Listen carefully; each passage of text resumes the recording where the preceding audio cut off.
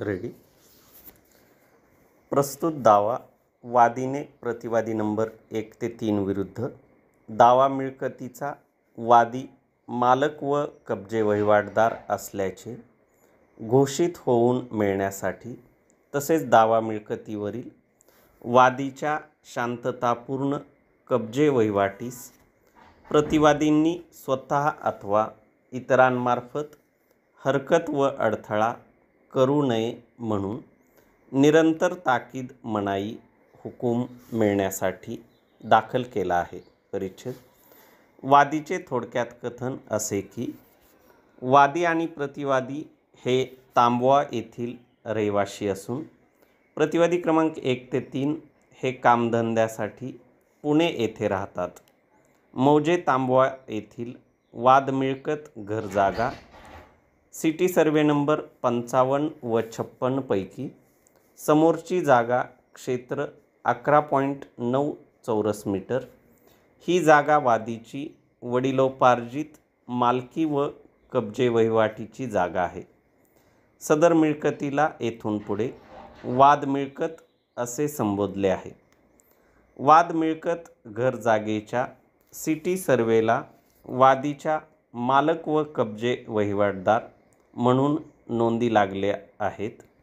तसेच आखीव पत्रिकेतही वादीच्या नोंदी लागल्या असून सदरील घर जागेशी प्रतिवादीचा कसल्याही प्रकारचा हक्क संबंध नाही। वाद मिळकत घर जागा ही वादीच्या आजोबाने शके 1338 फसली साली कायम स्वरूपाने खरेदी घेतलेली आहे। तेव्हापासून आजतागायत विवाद्य घर जागेचा वादी व त्याचे पूर्वज मालक व कब्जे वहिवाटदार या नात्याने उपभोग घेत आहेत। त्यांच्याजवळ मनुष्यबळ कमी आहे, उलट प्रतिवादीचे मनुष्यबळ जास्त आहे। त्याचा गैरफायदा प्रतिवादी नेहमीच घेतात।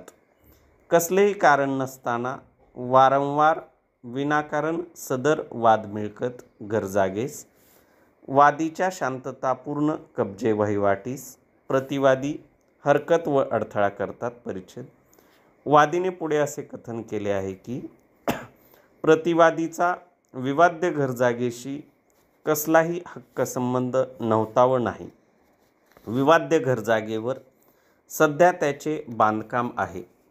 वास्तविक विवाद्य जागेशी प्रतिवादीचा कसलाही हक्क संबंध नसताना व प्रतिवादींना रस्त्यासाठी वादीच्या विवाद्य जागेच्या पूर्व बाजूस 5 फुटाची पूर्वीपासून जुनी बोळ रस्ता सोडलेला असताना प्रतिवादी वादीच्या विवाद्य जागेवर असलेल्या शांततापूर्ण कब्जे वहिवाटीस बेकायदेशीरपणे अडथळा करतात। त्याने स्वतः व गावातील प्रतिष्ठित व्यक्तीमार्फत बऱ्याच वेळा समजावून सांगण्याचा प्रयत्न केला, परंतु प्रतिष्ठित व्यक्ती गेल्यानंतर काही काळ लोटल्यानंतर दुष्ट हेतूने विवाद्य जागेमध्ये असलेल्या वादीच्या घरास कुलूप लावण्याचा प्रयत्न करतात। परिच्छेद वादीने पुढे असे कथन केले आहे की दिनांक 25/2/2010 रोजी प्रतिवादींनी येऊन वादीच्या विवाद्य घर जागेमधील असणाऱ्या पश्चिम बाजूच्या रस्त्यालगत दुकानास कुलूप लावण्याचा प्रयत्न केला। त्यावेळी वादीने प्रतिवादींना तसे न करण्याबद्दल विनंती केली, परंतु प्रतिवादीवर त्याचा काही एक परिणाम झाला नाही। त्यानंतर वादीने लगेच गावातील प्रतिष्ठित व्यक्तीच्या कानावर ही बाब घातली।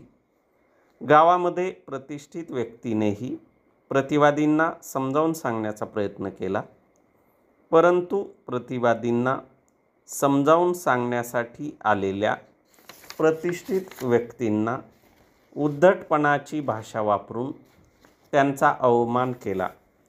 सदर गोष्टीस कंटाळून वादीने वकिलामार्फत दिनांक 2/1/2010 रोजी प्रतिवादींना कायदेशीर नोटीस पाठवली।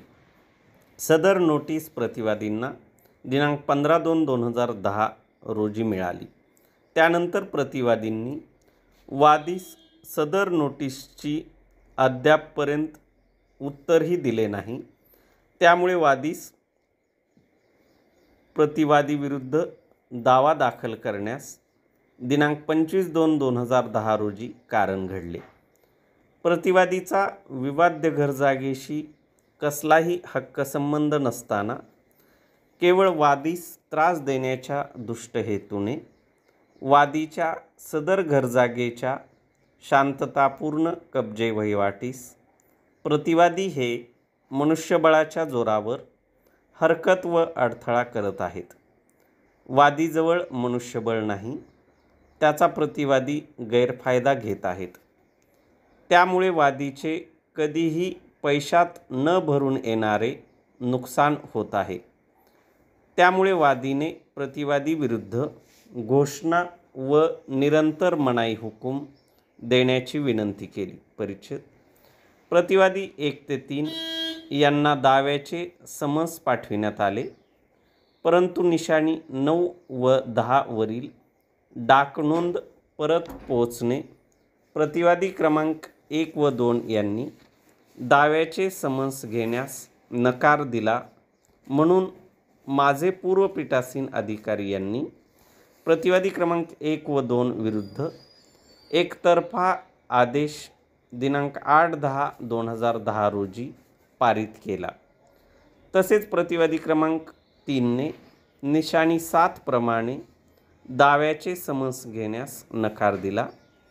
त्यामुळे माझे पूर्व पीठासीन अधिकारी यांनी प्रतिवादी क्रमांक 3 विरुद्ध एकतर्फा आदेश दिनांक 26/8/2010 रोजी पारित केला. एकंदरीत प्रतिवादी क्रमांक 1 ते 3 विरुद्ध प्रस्तुत दावा एकतर्फा चालविण्यात आला. परिच्छेद वादीने दाव्यातील कथनांना पुष्टी देण्यासाठी खालील साक्षीदारांच्या तोंडी पुराव्यावर भिस्त ठेवली. परिच्छेद या व्यतिरिक्त वादीने खालील कागदोपत्री पुराव्यावर भिस्त ठेवली आहे. समन्स परतावा गोषवारा, डाक पोस्ट लिफाफा, प्रतिज्ञालेख उर्दू भाषेतील मूळ प्रत, प्रतिज्ञालेख मराठीत भाषांतर मूळ प्रत, असेसमेंट लिस्ट नमुना नंबर 8, मिळकत क्रमांक 790 इत्यादी. परिच्छेद वादीची दाव्यातील कथने व दाखल कागदपत्रे यांचे अवलोकन केले असता न्यायनिर्णयासाठी खालील मुद्दे निघतात. मी त्यांचेवरील निष्कर्ष कारण मीमांसेसह खालीलप्रमाणे देत आहे.